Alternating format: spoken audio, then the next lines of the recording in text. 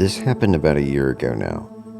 I'm a college student and I was basically forced to move out on my own, which I didn't mind, but that meant finding a new roommate, which can be a daunting and scary experience. I've had a few weird encounters, but I think this one takes the cake.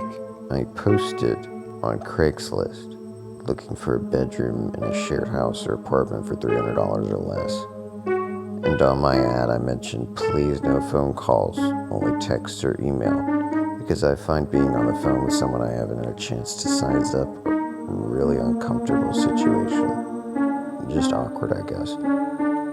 Anyway, I got a call from a dude who clearly didn't read the no calls part, which I mentioned because this type of phone call is exactly the reason I don't like to talk to strangers on the phone. At first, he was just pleasant and normal, told me he had a room available and relevant information like that. We started to talk about when and where we'd meet, and he started going on tangents about random stuff. I'm a combination of too interested in deep conversation and too awkward to end the call when it starts to get weird. So this call went on for 2 hours, and we talked about the meaning of life and all kinds of weird stuff. Honestly, this should have been the red flag, and I shouldn't have met him. And of course, I also should have grown up here and told him I needed to leave. So, he wants me to meet him at his place and show me the room. I've since learned that you should really insist on meeting in public first. I got to his neighborhood, and it was run down on a level that made the ghetto I grew up in look nice. Saggy front porches, hot cracked concrete, sad people with old beat up Lincolns. You get the picture. His house blended right in. The yard was seriously overgrown and the front door didn't work. So I went around the back and just looking at the guy standing in the doorway, seeing the kitchen behind him. It was enough to make me realize I really just wanted to leave. No chance. Guy in the doorway was a man with a sort of clown-style afro. He was leaning on a cane on his right side. His eyes looked crazy, and the house smelled musty from 10 feet away. Again, I'm a coward, so instead of trusting my gut, I go inside and I'm polite, thinking, it's okay, it'll be over in 20 minutes and then I can get out. I don't know what made me think this man who had a 2-hour conversation with me on the phone about life and philosophy would get me away that easily. He took me up a flight of creaky steps into a small bedroom with no door and a mattress on the floor. I thought no way I would live with a 40-something-year-old man. He was 19 and female, with no door on my bedroom. But it was a moot point because my mind was made up before I even saw the room. I wouldn't have lived there for free, let alone for $200 a month. Things got weird. He tried to hold me hostage with conversation again. I think he was lonely. He talked about how some of his family were millionaires. He might have been delusional. The whole story seemed made up. He told me about an 18-year-old girl that has also checked out the room, tried to engage him. He told me about how his mom hated white people. He was black, I was white. It sounded like he sympathized with her. Obviously, that was super uncomfortable. Eventually, I was able to find a break in conversation and plucked up the courage to make up an excuse to leave. I was never so happy to leave a place in my life. I don't know that he was necessarily a rapist or anything, but he really gave me the creeps.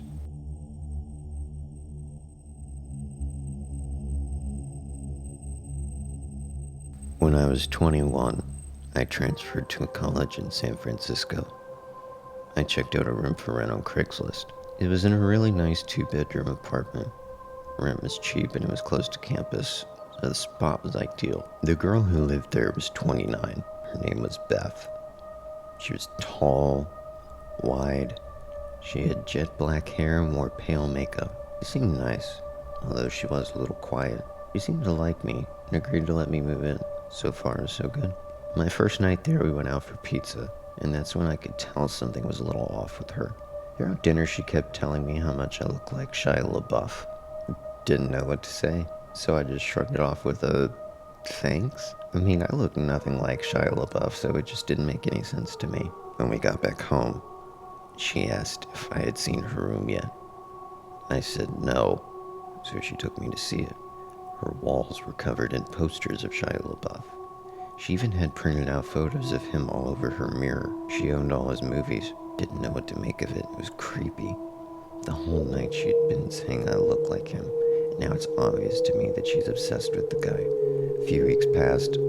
Never really saw her that much. Didn't spend any time together, really. She would come home from work and practically run to her room. She would spend the whole night in there.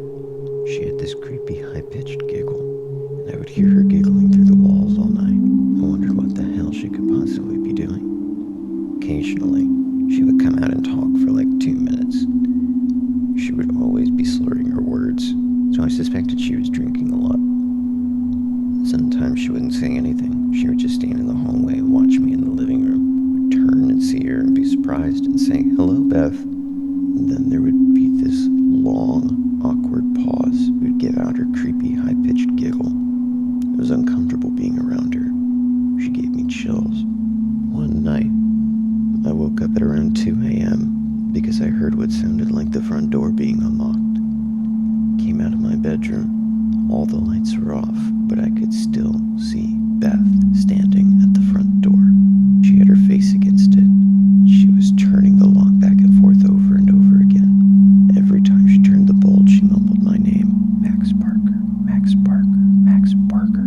Seeing her standing in the dark and mumbling my name really freaked me out. It doesn't help that she kinda looks like a bigger version of the girl from The Ring. Just quietly went back to my room and tried to sleep. One night, I was watching Gladiator. She stumbled out of her room and turned on the living room light, forcing me to pause the movie, which was annoying. She then asked me if I wanted to hear about her ex-boyfriend. It was an uneasy segue into the topic, but I just said sure, then awkwardly sat back and listened to her. 10 minutes into her story, she was so riled up. She was screaming at the top of her lungs about their breakup. I was worried that the neighbors were going to call the police. She wasn't listening to me when I was asking her to lower the volume. In the midst of all her screaming, one thing she said really freaked me out. She was in such a fit and yelled, "I'll slit his throat." That was a big game changer. Suddenly I had no idea what this girl was capable of. She was practically a stranger. After a few more minutes, she told me thanks for listening. She started doing her giggle. I got out of there pretty fast and went to my room to go to sleep. I had a pretty unsettling feeling about being in the house with her. What's worse is that there was no lock on my bedroom door. Pushed the edge of my dresser in front of it to act as a little barricade. Woke up in the middle of the night to the sound of my dresser scraping against the floor. Beth was pushing the door open. Turned on my light, shouting at her to stop. I could see her through the opening of the door. She was so drunk and had this insane look in her eyes. I pushed the door closed and yelled at her to go back to bed. I could hear her walk back to her room, but I couldn't fall back asleep. The next morning, when I went out into the hallway, my heart dropped. I saw one of her steak knives was on the floor by my door. I got goosebumps all over my arms. All I could think about was her saying she would slit that guy's throat. I confronted her about it. She said she didn't even remember trying to push my door open. She said she didn't even remember telling me about her ex. I'd had enough. My lease was month to month, so I found a new spot and moved out. About a month after I moved out, she contacted me. I was at the movies and my phone was off. When I got out, I turned my phone back on. To my shock, I had received 40 plus text messages that she'd sent over the past 2 hours. They were all just insane texts that ranged from everything between "Hi, how are you?" to "I hate you."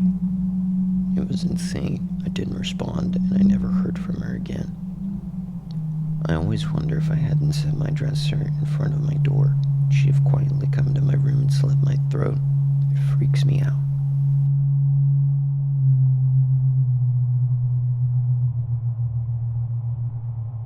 A few weeks ago, I had to fly out to a small town I'd never been to in order to look for a place to live. I'm moving there in the fall to start grad school. My boyfriend flew with me. Before the trip, I searched on Craigslist to set up a bunch of appointments to look at apartments. The first one was in the afternoon in this sort of remote residential area. The landlord sounded fine over email and asked me to call him an hour before the appointment to confirm that I was coming. I called. He didn't answer. So my boyfriend and I started walking to the house and just hoped that he would show up. Maybe 10 minutes before the appointment, he called me. "Are you coming?" he asked. He sounded like an older man and had this very strange, slow way of talking, but I just thought that was because he was older. "Yes, we're in front of the house now." He got extremely upset. "We? Oh, yes, my boyfriend's with..." "You never told me you had a boyfriend. You never said that." It had never crossed my mind to have to tell him this information. Since my boyfriend would not be coming to live with me, he was just helping me look for apartments on the trip. I told him this. After a very long pause, he said, "I'm sorry, it's just sometimes people don't tell me when they're married and it surprises me. I'll see you soon." And then he hung up. I told my boyfriend about what the man had said and he was immediately weirded out. He wanted to leave, but there were slim pickings in terms of real estate at this point, so I stupidly said that we had to stay in case this place was the place. As we're discussing it, we see a man leave the house we're going to view. This man was young and extremely sketchy looking, greasy hair, furtive eyes. He took one look at us and ran out of the house to his car, pulled away from the curb in a screech. Okay, so now we're really weirded out, but this isn't enough for us to bail just yet. As we look at each other wondering what to do, the landlord arrives. He's in his 50s, very tall and strong looking. His eyes are completely blank and empty of warmth or emotion. He slowly walks up to us and says, "I'd shake your hands, but mine are dirty." "What from?" my boyfriend asks. "Work." It's the flat reply. He asks us a lot of questions about me, completely ignoring my boyfriend. The entire time he stares into my eyes without blinking. What am I going to school for? What other places am I considering for a living? Is my boyfriend moving to this town too? I try to give answers that are as vague as possible. Meanwhile, my boyfriend asks the landlord questions of the same kind. He refuses to answer. Then he says, apropos of nothing, "Let me show you the basement." At this point, I should have noped out of there, but I didn't. I kept thinking that this was an eccentric old man from a small town, and that we were just feeling paranoid. My boyfriend, on the other hand, wanted out of there, but he followed us as the man led us to the back of the house, away from the street, to this sort of detached shed. He opened the door, saw that there were stairs leading down into utter darkness. He flipped the switch at the top of the stairs and the light didn't come on. Normally the response for this is, "Oh crap, the light's out," or something like that. He just said, slowly walked down into the darkness. Then he stood there without moving in the dark. "Aren't you coming down?"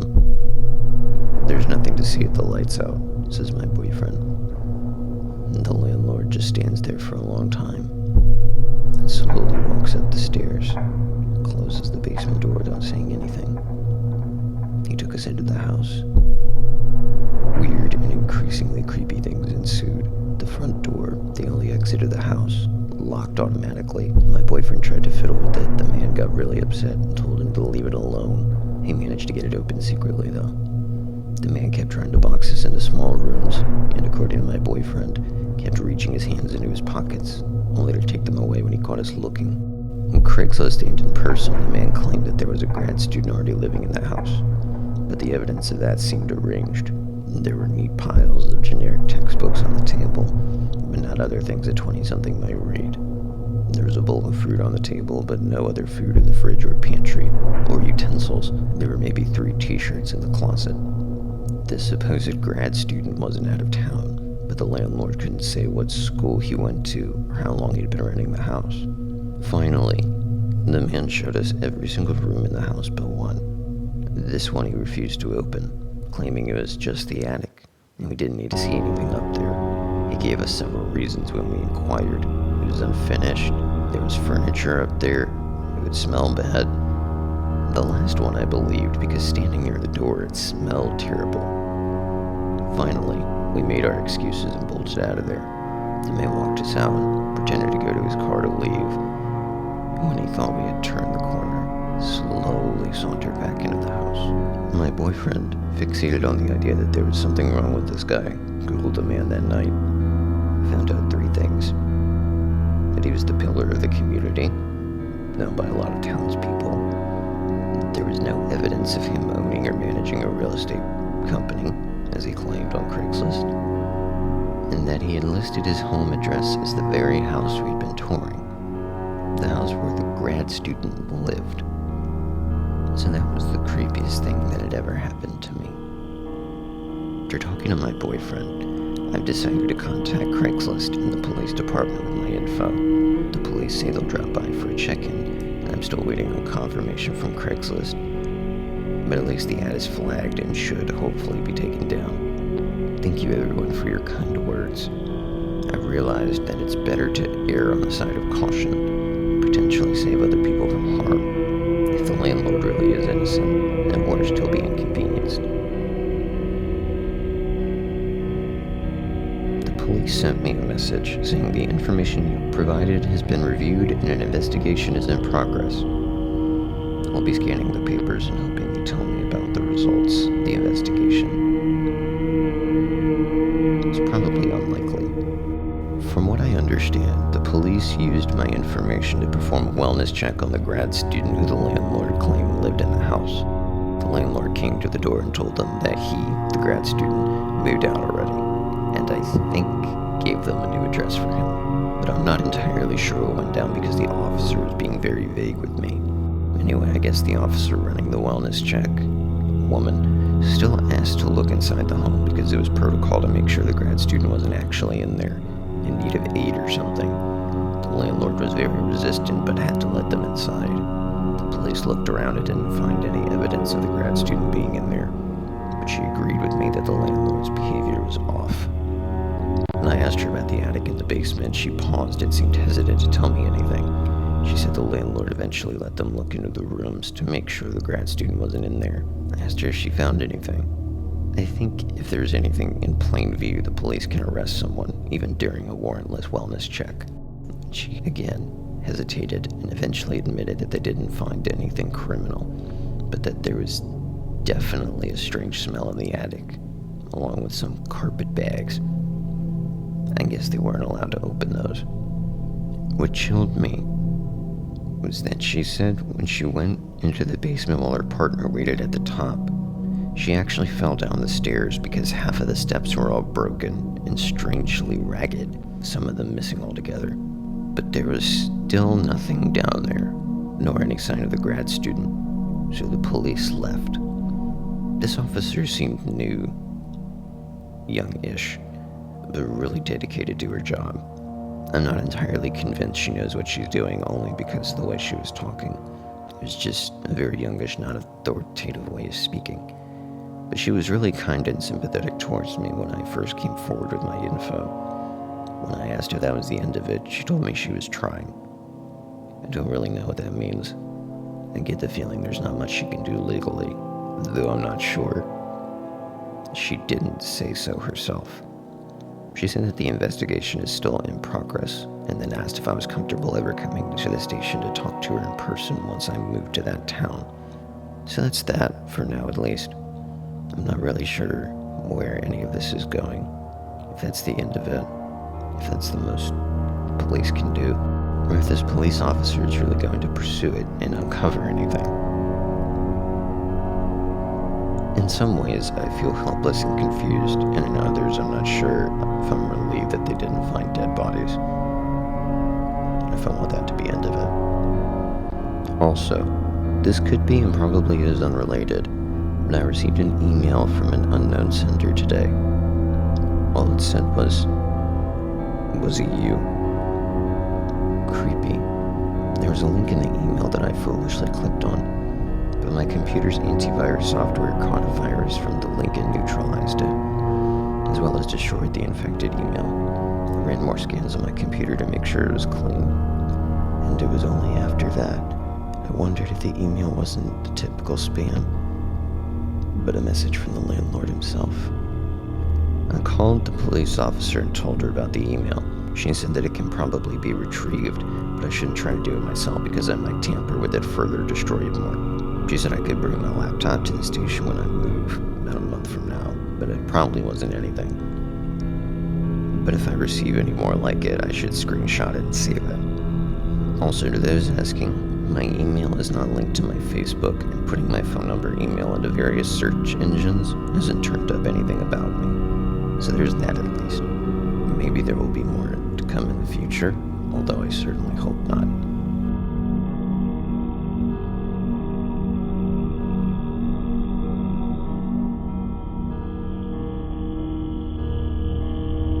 In early 2014, I was 18 years old and started browsing the world of Craigslist. I responded to an ad in the personal section and started texting this woman. Now, being 18 and unfamiliar with how Craigslist works, I didn't see an issue with her meeting up at a red roof. I also didn't see anything wrong with her asking for donations. Again, 18 and stupid. I figured donation meant optional. Again, stupid, I know, but just to be clear, she never gave me a price, nor did I tell her I had money for it. So I set up a time to meet her. I left my house to head to my GED class as usual, but walked to the red roof instead. It was pouring rain and it was warm out, so by the time I got there, I was all drenched and sweaty. I knocked on the room door she was in and she answered. Her attire should have alerted me, but let's say it again, 18 and stupid. She invited me in and I asked to use the shower quick, so I get undressed in the bathroom and hop in the shower. She started taking off her top and I told her, that's okay, I won't be long. So she goes and waits on the bed watching Steve Wilkos. I get out of the shower and wrap a towel around my waist. Came out of the bathroom, randy as a dog, looked at her and asked if she was ready. She sprawled out on the bed and says, donations are due up front. At this point, all the red flags that should have gone off did as I realized the situation I was in. My face dropped as I faced the TV. I nervously told her that I didn't have any money. She got up and started screaming at me and threw my clothes and bag at me. I got dressed and actually apologized for wasting her time. So I leave her room and start heading back to my GED class. Before I was out of the parking lot, a guy in a green punch bug calls me over to him, trying to ignore him and walk past it until he shouted to get my attention. So I walk up to the driver's side of this guy's car and he starts talking to me. Now, this guy looked sketchy. I just figured he was the woman's pimp. So he's talking to me with his left arm up on his door and his right arm at his side, holding a pistol. At this point, I'm almost certain I'm gonna get shot. He asks me, so why would you come here knowing you don't have any money? I explained as calmly as I could that I wasn't aware of the situation. The guy pulls his arm up to show me his gun and say, I have messages between you and her saying you had money for her. Now, like I said earlier, I never told this woman I had any money, so this guy decides to lower his gun and says to me, you're lucky you came to one of my girls. Other girls would have stabbed you with a broken crack pipe. See, you're pretty young, so I'll let you off with a warning this time. He then motioned me to be on my way. Gee, but I kept looking back to make sure I wasn't about to be shot from behind. Obviously, I never met up with anybody from Craigslist ever again.